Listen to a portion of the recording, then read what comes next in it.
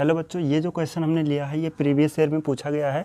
रैखिक समीकरण k-1 bracket में है x माइनस का k² माइनस 16y प्लस का 4 = 0।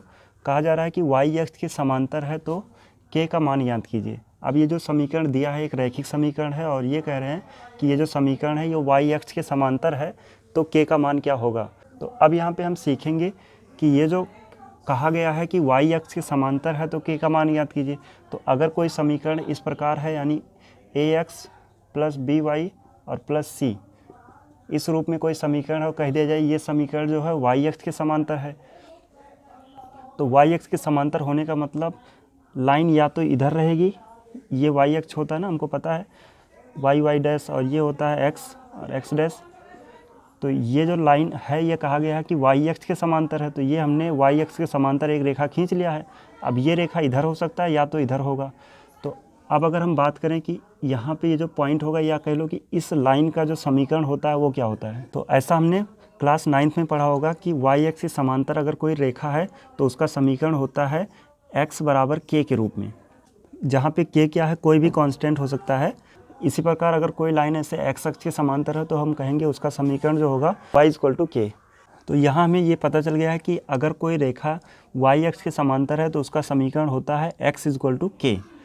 अब अगर इसी समीकरण को हम ऐसे ax plus by plus c के जैसा बनाना चाहें तो देखो इसी को हम ऐसे कैसे लिख रहे हैं।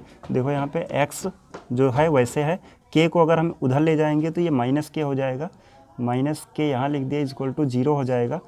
और यहाँ पे देखो y का टर्म है नहीं तो हम क्या करते हैं यहाँ पे y के साथ ऐसे क्या लिख देते हैं 0। तो ये जो है ax प्लस by और प्लस c के जैसा हो गया ना, यानी यही जो समीकरण जो y x के समांतर रेखा का समीकरण था उसको हमने इस रूप में लिख दिया ताकि ये लगे एक रैखिक समीकरण के जैसा है। ठीक है, अब जैसा कि इसमें देख रहे होंगे कि जो y है, y के साथ वाला जो कोफिशिएंट है वो क्या है, 0 है।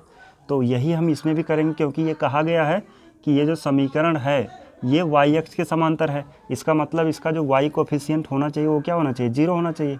यानी इसका y कोफिशिएंट क्या है, k² माइनस का 16, तो इसको क्या मान लेंगे 0, क्योंकि हमें पता है इसमें y है नहीं तो y का कोफिशिएंट क्या है 0। तो जब इसको 0 के बराबर करेंगे तो यहाँ से हम लिख सकते हैं k² = ये इधर चला आएगा और प्लस का हो जाएगा 16।